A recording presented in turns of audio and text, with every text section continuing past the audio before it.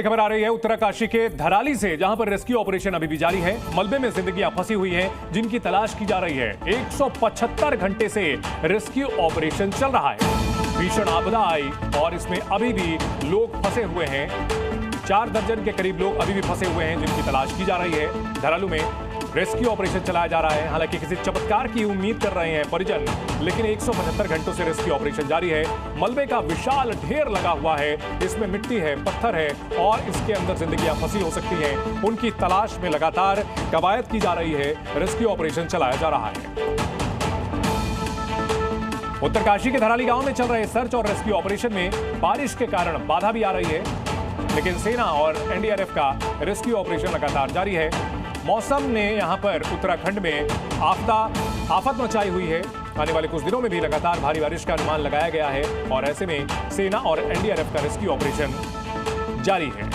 Rescue operation का 7वां दिन और 7वें दिन भी लगातार जो टीमें हैं अलग अलग, उनको जिम्मेदारियां दी गई हैं कि जल्द से जल्द जो मलबा है यहाँ पर उसको हटा लिया जाए। एक बार समझते भी हैं सर, यहाँ कुछ आइडेंटिफाई किया है आप लोगों ने? हाँ सर, ये संभावित जगह है जहाँ हमें कुछ मिलने की संभावना है, डेड बॉडीज। और उम्मीद तो हम यही करते हैं कि हमें यहाँ लाइव मिले, लेकिन जितना 7 दिन आज हो चुके हैं उसमें संभावना कम ही है कि हमें कोई जिंदा मिल पाएगा। लेकिन फिर भी हम उन परिवारजनों के लिए काम कर रहे हैं जिनके परिवार के सदस्य जो यहाँ पे इस मलबे के नीचे दबे हुए हैं। यहाँ पर स्नीफर्स डॉग भी हैं जो इस बात को लेकर चेक कर रहे हैं कि इस मलबे के नीचे जिंदगियाँ हैं कि नहीं। और आप देखें तो इन तस्वीरों से समझ लीजिए कि लगातार इनकी मदद ली जा रही है, इनकी ताकत की मदद ली जा रही है, ताकि ये लोग इस बात को लेके बता सकें कि नीचे जो 20 से 25 फीट का ये पूरा मलबा है, यहाँ पर किस जगह ज़िंदगी है, नहीं है, कुछ है या नहीं है। और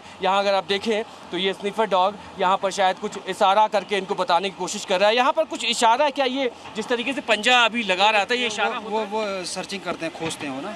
सेना युद्ध स्तर पर लगी हुई है और मैं ठीक उसी मलबे के ऊपर मौजूद हूँ, जहाँ पर नीचे कई मकान, कई दुकान, कई घर दबे हुए हैं। इस बीच सेना किस तरीके से लोगों को आइडेंटिफाई करने की कोशिश कर रही है, एक बार समझते हैं। सर, क्या मुश्किलें आ रही हैं यहाँ पे? सबसे पहले एक बार ये बताइए। यहाँ पे मुश्किल जो है हमें ज़्यादातर मौसम के वजह से है, क्योंकि बारिश अभी भी चल रही है और साथ ही भागीरथी नदी का बहाव काफ़ी तेज़ है। यहीं से खीर गंगा ने विकराल रूप लिया जब बादल फटा।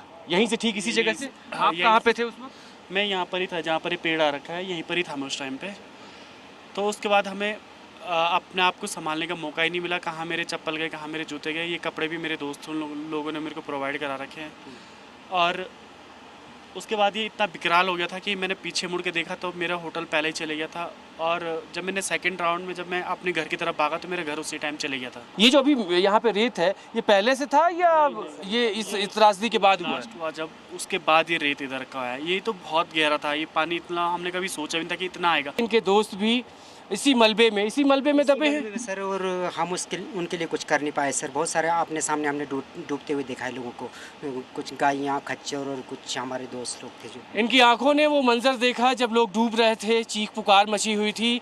वक्त नहीं मिल पाया किसी को बचाया जा सके, लेकिन ये तस्वीरें देख लीजिए एक बार फिर से और समझ लीजिए कि त्रासदी कितनी बड़ी थी कि जिसकी वजह से 20 से 25 फुट, कोई 50 फुट भी कह रहा है, कोई 60 फुट भी कह रहा है, इतना मलबा है।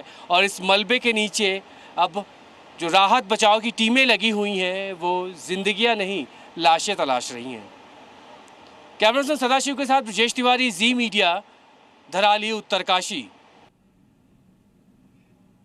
इस वक्त मैं हरसिल में मौजूद हूं और जो झील बनी हुई है, जिसको लेकर बार बार ये कहा जा रहा है ये भविष्य में खतरा हो सकती है और नदी का फ्लो भी उसकी वजह से रुक रहा है, उसके लिए एसडीआरएफ, जिला प्रशासन यहाँ मौजूद है। जिला अधिकारी उत्तरकाशी प्रशांत जी यहाँ पर मौजूद हैं और ये देखा जा रहा है कि जो बड़ा पेड़ इसके बहाव को रोक रहा है, पहले उसको हटाने की कोशिश है, उससे कुछ बहाव खुलेगा और उसके बाद फिर आगे के लिए और जो भी काम करना होगा वो किया जाएगा, क्योंकि बहुत तेज़ी से बहाव को नहीं खोला जा सकता।